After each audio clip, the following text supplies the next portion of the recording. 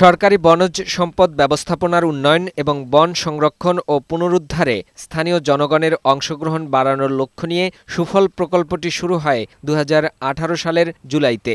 বনের ওপর নির্ভরশীলতা কমানো, বনজ সম্পদ উজাড় রোধ ও বন নির্ভর জনগোষ্ঠীর বিকল্প জীবিকার সংস্থানও ছিল এই প্রকল্পের লক্ষ্য। কিন্তু এই প্রকল্পের সফলতার চেয়ে হতাশার জায়গাই বেশি। ১,৫০০ কোটি টাকার এ প্রকল্পটির মাঠ পর্যায়ে সর্বত্রই হয়েছে অনিয়ম।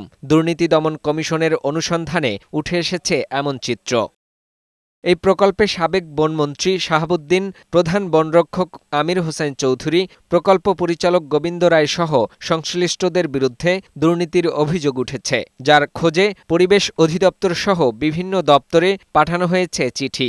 সরকারি অর্থ আত্মসাৎপূর্বক অবৈধ সম্পদ অর্জনের অভিযোগ অনুসন্ধানাধীন রয়েছে। এই রেকর্ডপত্র সংগ্রহের জন্য সচিব, পরিবেশ, বন ও জলবায়ু পরিবর্তন মন্ত্রণালয়, বাংলাদেশ সচিবালয়, ঢাকা বরাবর অভিযাচনপত্র প্রেরণ করেছেন। এদিকে সামিট গ্রুপের সামিট কমিউনিকেশন লিমিটেডের ১০ কোটি টাকার কর ফাঁকির অভিযোগে মামলা করেছে দুদক। আসামি করা হয়েছে সামিট গ্রুপের পরিচালক ফরিদ খান, বিটিআরসির সাবেক চেয়ারম্যান মহিউদ্দিন আহমেদ সহ ৭ জনকে। সরকারের প্রাপ্য ১০ কোটি ২৪ লক্ষ টাকারও বেশি রাজস্ব আদায় না করে উক্ত অর্থ আত্মসাতের উদ্যোগ গ্রহণ করে বেআইনিভাবে শেয়ার হস্তান্তরের অনুমতি প্রদান করার অপরাধ অনুসন্ধানকালে প্রমাণিত হয়।